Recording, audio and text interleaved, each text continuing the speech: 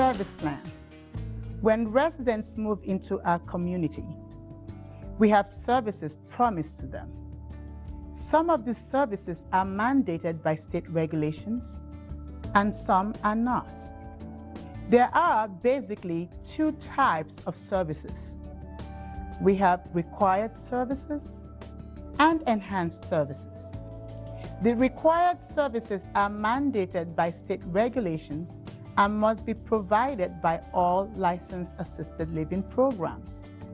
The enhanced services serve as the icing on the cake, the other things that you do beyond the minimum requirements. Your enhanced services are usually your marketing point, distinguishing you from the other assisted living programs. They are the determining factor why I should bring my dad here versus there. They are the little things that spice up the quality of life for our residents. And yes, they also sit in the center of controversy. Consumers complain that they are not receiving services promised to them on admission, resulting in a discrepancy between what was promised and what was perceived.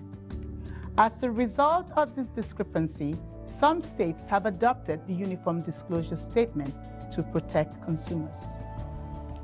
What is the Uniform Disclosure Statement? The Uniform Disclosure Statement is a form listing services that will be provided by an assisted living program and which of the services are included in the base rate and which ones will be billed separately. In the state of Maryland, the assisted living program shall provide a copy of the Uniform Disclosure Statement to individuals as part of their marketing tool.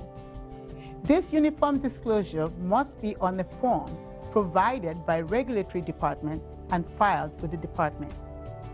Any changes or amendments made to the services must be filed with the department within 30 days of that change. Assisted living programs outside the state of Maryland, please consult your state regulatory agency for required services. What is a service plan?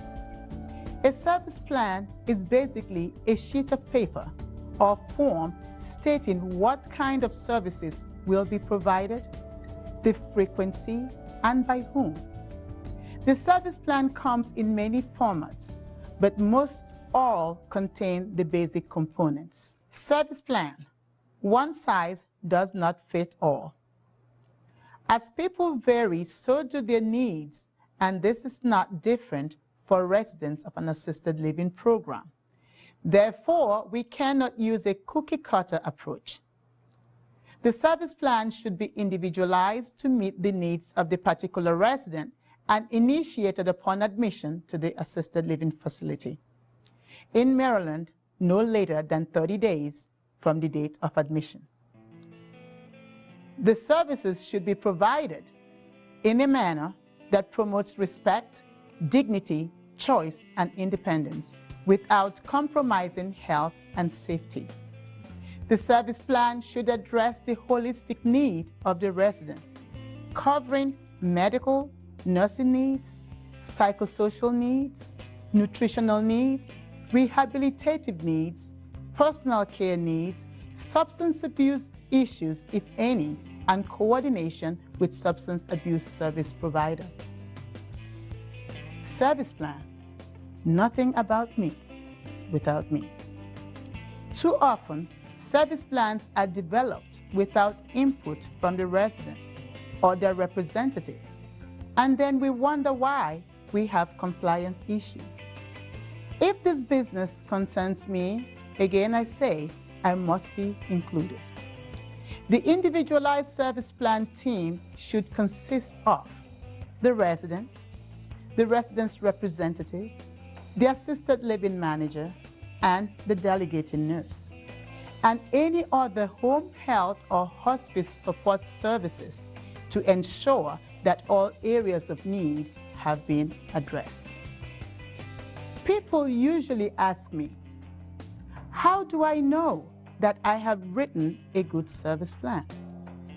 My response to that question is, if you were away in Arizona, and someone else from an agency came to take care of your resident, would they be able to look at the service plan or some point of reference and know exactly what to do for the resident? We all walk around with privileged knowledge. Because we've been taking care of Ms. Jones, we know her likes, we know her dislikes, we know she likes to wake up at 9 o'clock instead of 8 o'clock with the rest of the residents. We know she likes her coffee with a lot of cream or with no cream. We know these little things, and when we are on duty, Ms. Jones is very happy. Now, if we are off and somebody else comes to take care of her, will they be able to reference the service plan and know exactly what to do for her? If your answer to that is yes, then you have written a good service plan. If your answer to that is no, then you have not written a good service plan. The service plan should be all-inclusive, stating the resident's preference and care needed for the resident. Making the service plan come alive. The service plan, once written, should not be locked away neatly in some cabinet, awaiting the surveyor's review. The service plan should be accessible to direct care staff who have the responsibility of implementing these services. A significant number of caregivers interviewed have never seen a service plan, and yet they are providing services. Some communities have a service plan binder where all the service plans for the resident are kept. This makes it easy for reference and review. Assisted living managers should orient staff to the service plans of all the residents and have these service plans accessible for reference at a future date. Caregivers cannot implement what they do not know. Service plan is to be revised with any significant change in condition of the resident. Outdated service plans are dangerous for resident care. If there are no significant changes, the service plan gets reviewed at least every 6 months. Assisted living programs outside the state of Maryland, please consult your state regulatory agency for time frame. Information sources for writing a service plan. You need information from the resident, information from the resident's representative, review of the healthcare practitioner physical assessment form, assisted living manager assessment and scoring tools, delegating nurse assessment and recommendations, home health, PT, OT, etc. recommendations, hospice plan of care if applicable, hospital discharge summary, and physician records. If a resident is non-compliant with his or her service plan, the reason for the non-compliance should be sought and necessary interventions initiated to promote compliance. If the intervention doesn't work, the assisted living manager must notify the resident's physician, delegated nurse, and family. And there may be times when the intervention of the ombudsman may be necessary. Contact your Department of Aging for ombudsman information. Individualizing the service plan. The service plan is supposed to be individualized for the resident. The service plan for a facility should not all look alike.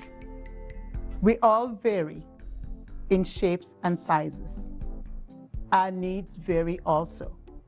So how is it that we're all looking alike on a piece of paper? The service plan is to be individualized to meet the needs of the resident.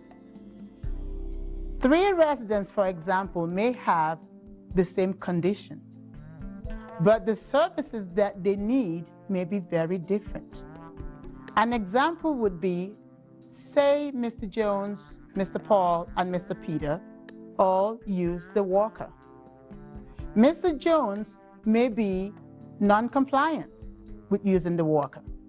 So the service that we need to provide for Mr. Jones in reference to this walker may be to encourage him to use the walker.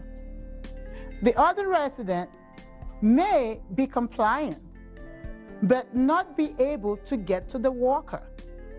So the intervention or service for this person in reference to the walker would be to have the walker in close proximity. Yet the other resident may have it in close proximity and be compliant, but may need the assistance of one of the caregivers. So the plan of care may be to assist with using the walker. So as you can see, all three residents use a walker, but the service plan in reference to this walker is totally different for each resident. The service plan is like a roadmap to take us from where we are to where we want to be. Residents in our facilities have goals, and if we don't follow the plan of care to get to those goals, we may never attain them.